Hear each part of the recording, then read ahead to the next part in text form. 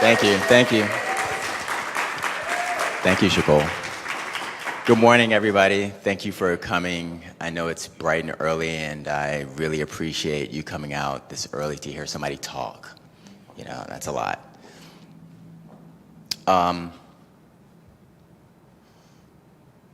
When I think of blossom, naturally we think about plants, right? I think plants have their natural way of being, right? Their process. We have a similarity as humans that we are growing through a process.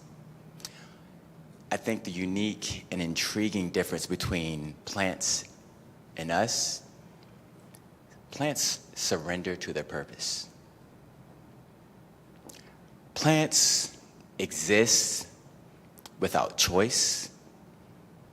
They exist regardless of what happens in the elements, things that they cannot control. They continue. They also do things without ego. It's the last time you seen a plant go, did you see me bust out of the ground? Did you see that leaf? Yeah, it's my time. I'm blossoming. It just continues, right? Us as spiritual beings having this human experience, we're blossoming also. But there's a difference between us.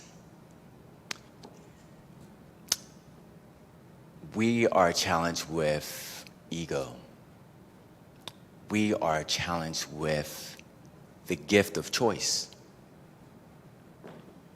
The choice of preferences, how we want to be, where we want to go, who we are going to become. Still, we have that process, right? We have that moment, just like plants, where we're just like, we're on our way, we're little, we're small, we're medium, and we're a full-grown adult, and it's ego time. Who am I? What do I really want to do with my life? What is this journey about? What is my purpose?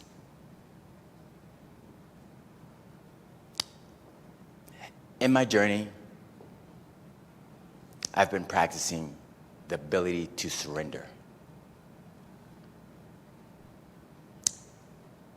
We all have some sort of spiritual practice that we go through to bring things closer to us, whether it's, manifestation, prayer, whatever it is you want to do, right?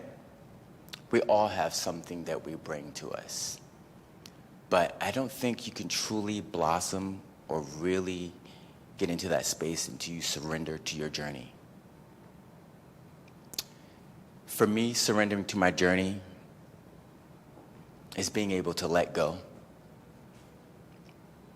There are a lot of things that we cannot control.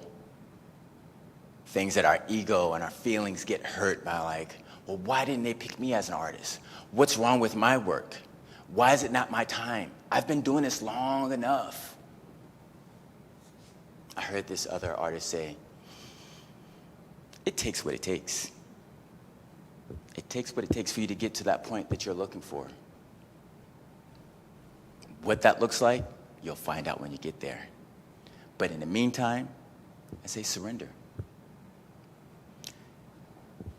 And this being able to surrender, it's interesting to just kind of like sit back and be the observer of life versus the manipulator of life.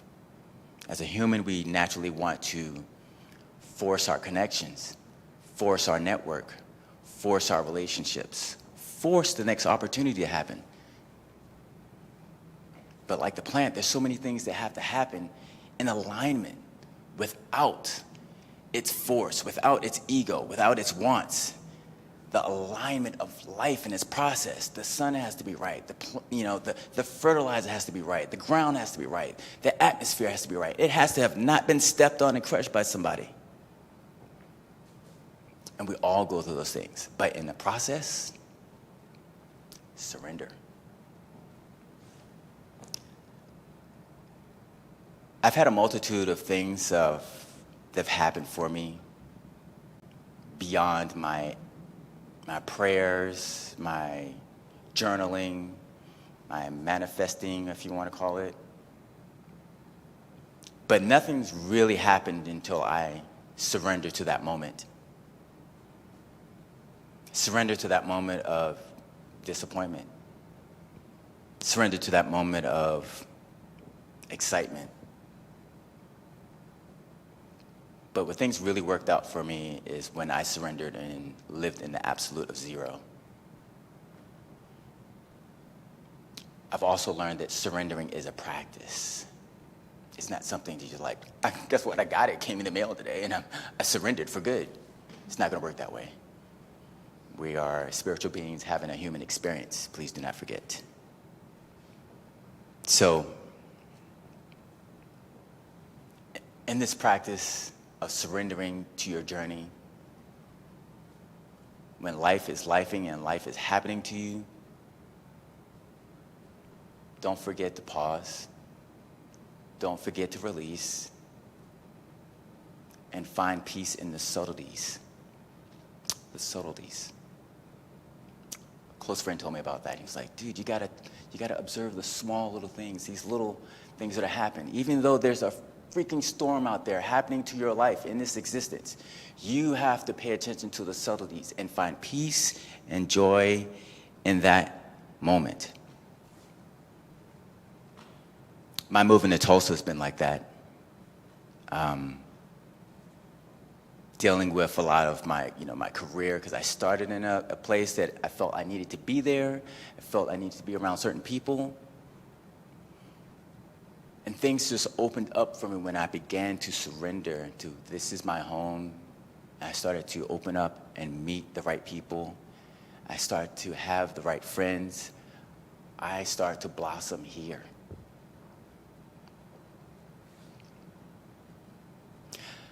I had a moment in my career where it first dawned on me, you just gotta let go, Dries. You cannot manipulate your way through this to get to the finish line. It does not work that way. The story is, it was like my second or third fashion week in New York Fashion Week.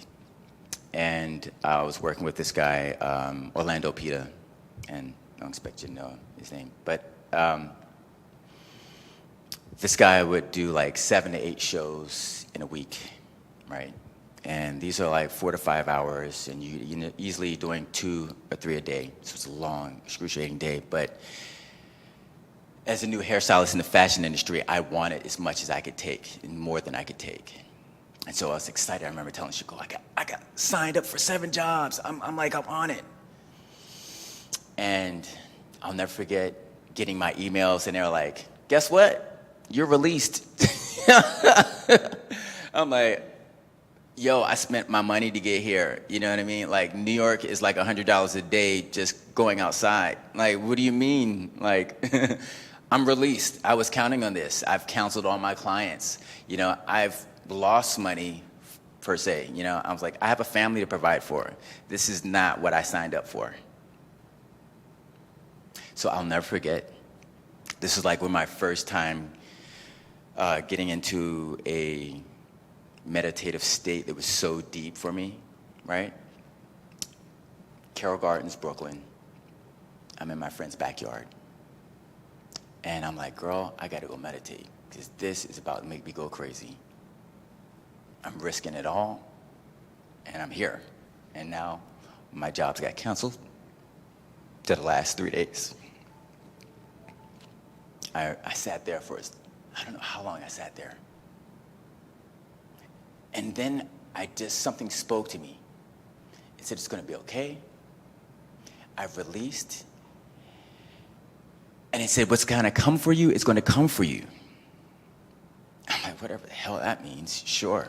I went about my day, went to get my food, went to get my coffee, right? I get a call. Hey, Dries, I need you to come help me. I'm like, what? I'm like, you calling me after you just got to do the show that I wanted to do?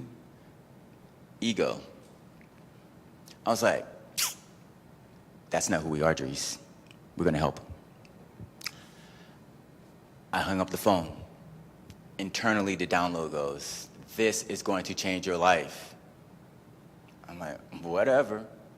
I'm going to go for it anyway. So I'll go help this person out. They needed me to just help them get their suitcase from the doctor to their apartment. No problem.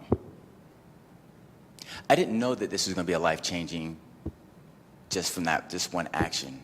But the alignment of how this happened is crazy. The next thing, I go back home, I did those shows, and it's like, I'm at peace, I'm happy, I'm excited that it's done.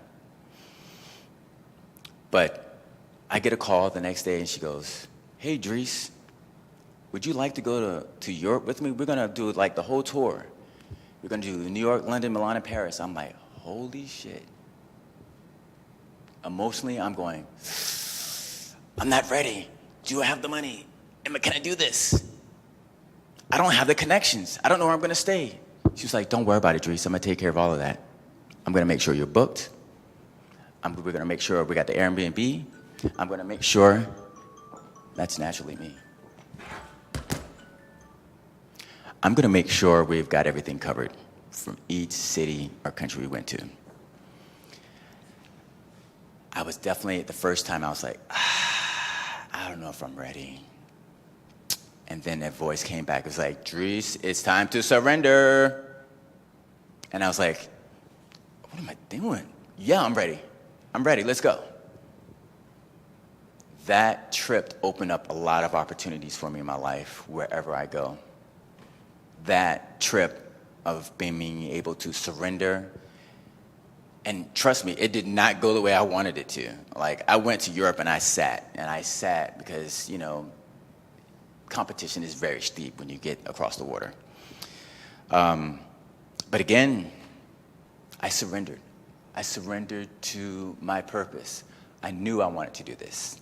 I had written it down. I had journaled it. I had meditated on it. And how it was going to happen, I knew I had no control over. I just learned to let go. If I can tell anybody to do anything, even when it is raining shit storms outside, just let go. Do not stay in the how. You're not going to figure out how. I want to meet somebody that's known how to figure out how to get through this, to navigate through this unscathed. Please raise your hand and give me your bank account number, because you figured it out. We're not here to figure it out. We're here to go on an alignment. We're going to be aligned with what our purpose is, and we're going to walk in faith. And this is all you can do. This is the best thing you can do, to not add on the stress, not add on these false narratives. They aren't yours. You don't have to wear them. But what you can do is release, know who you really want to be, and just be at peace in that. I mentioned finding peace in the subtleties, the small things. Coming to Tulsa was like, are you for real? But then the subtleties. It's like my first thing, I was like, when I first landed here, I had just wrapped from a nice job. I was like, this is what I want to be doing. And then I get to Tulsa, and I was like, damn, you smell that fresh air? That's fresh air. I feel like these are like the small subtleties that plants, they just surrender to. They're just like, this is my existence. And they're at peace with that. I've met people, had friends here that I haven't had before. I'm like, this is my life. And I'm elated. I'm excited to have this type of life. I'm excited to be at peace. I'm excited to just be able to surrender to my purpose and not keep clawing and scratching. It's not going to work. I say please be true to yourself. I've learned to listen to myself. I listen to my gut. A lot of times, the ego starts talking, but there's that other voice in there that's like, it's going to be okay. You have to listen to that other voice. Listen to those subtleties. I've had another experience just recently where I had this job coming up going to another country. I was going to Toronto and then going to New York after, but I had no idea how. I didn't know how it was going to happen, you know. It's like we just moved. We got all these things we got to take care of, but how? Unreal. I just surrendered. I had something open up a window for me, and instead of letting my ego like go wild and crazy, because naturally you start like, we've all done this before. We start counting the checks before it's got there. We start spending it right away. We start taking off on this mental plane of this is where we're going with it. But this time I didn't. I decided to let go. I decided to surrender. Because I knew that the moment I start trying to manipulate it in my mind, it's going to disappear. So I've let go. I've been in this spiritual practice of just surrendering. It's allowed me to have better relationships at home, better relationships with my friends, better relationships with this new community. I'm really grateful to be here. So if I can impart anything to you, it's just pay attention to the subtleties. Listen to your gut. Don't let your ego win. That is the evil one. But surrender. Surrender to your purpose. If you don't know what it is, then start listening to yourself. It will tell you. It's in there. All the answers are in there. You just have to be receptive and open to receiving them. I think that's about it for me today. Yeah.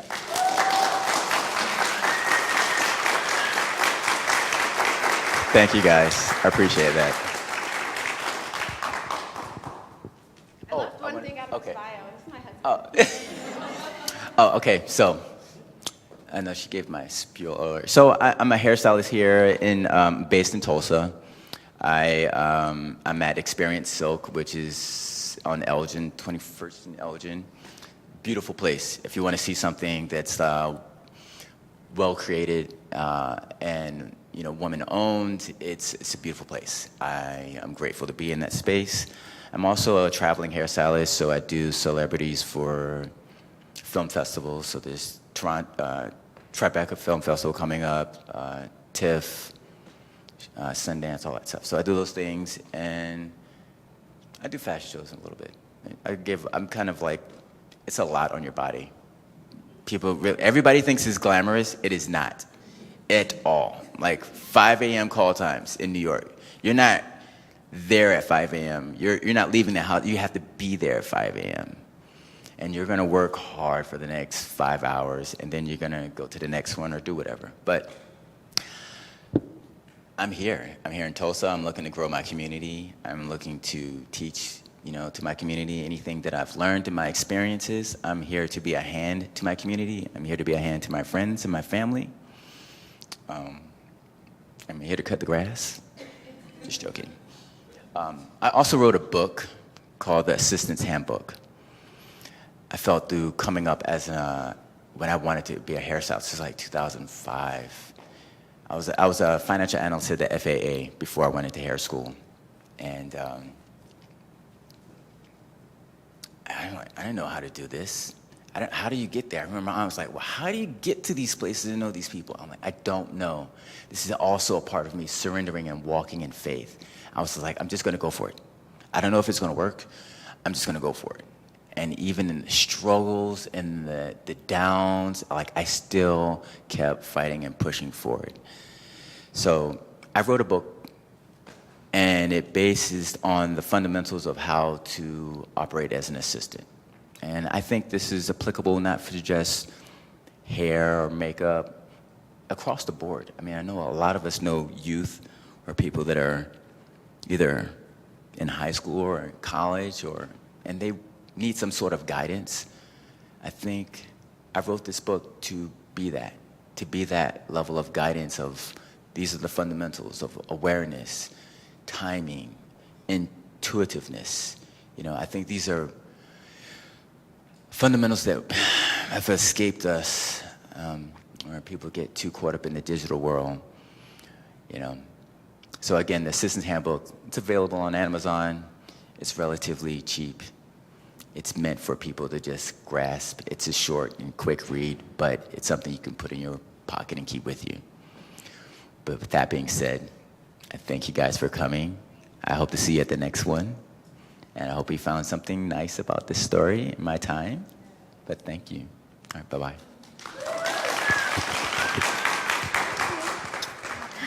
Thank you so much. Okay, so we have our 1-minute pitches, or 2 minutes. I mean, it depends on how long y'all want to be here. So this is an opportunity we have in Creative Mornings where we invite the community to share what they're working on. If there's an event coming up, you have a show coming up, and you want to share and let people know about it, this is the opportunity. So what we'll do is we can create a line right here of anybody who wants to share anything.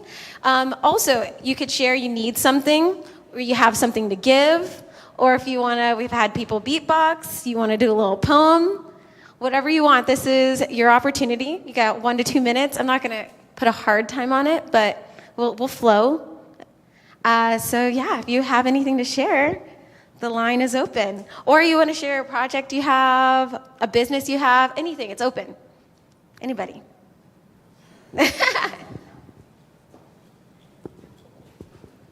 Should I wait till the line gets up here or just go? Okay. No, it's all you. Hi. Pass on the mic. Okay, sweet. Hi, everyone. My name is Leandra Lesueur. You can call me Lay for short. I'm here in Tulsa. I'm a visual artist. I'm a part of the Tulsa Artist Fellowship. Some people get an ick when I say that, but if you don't get an ick, that's fine. That's great. Anyway, the fellowship, we are here on a 3-year placement. It's been wonderful to have time and space to work on my craft. I'm as I said, a visual artist, but I work primarily in video and performance. And I've been working on a project here long term. It's called Monument Eternal. I don't know if anyone is familiar with Alice Coltrane, but she's someone I adore and just I've looked up to for so long. She wrote a book, and during 2020, which was a rough year for so many of us, I was reading this book. It's very short, about 80 pages or so. And this work was kind of born out of that. So it's a work that talks about a place I used to live, Stone Mountain, Georgia, and it's also a work that talks about some things I have researched here in Oklahoma and doing these thread lines. Anyway, if you're around, October 3rd, it will open here. It's been traveling. It has been in New York at a place called Pioneer Works. It was also in Pittsburgh earlier this year, and it's finally coming to Tulsa. I'm very excited. It will be a large-scale installation, glassworks, paintings, a lot of steel, metal fabrication that I've been doing because I've picked up welding. And there will also be a 7-minute video that feels like it's just an extension of who I am. So if you're around October 3rd, 6 to 9 p.m., that's First Friday, it will be at a place called Flagship. It's a gallery space in downtown. It's right across the street from the Guthrie Center. It's in an alleyway. The address is 112 North Boston Avenue. I'll be there, my mom will be there, my dad will be there, friends, family from all over. I hope you can make it. I would love to meet you and just introduce myself to you and also my work. So thank you so much, y'all.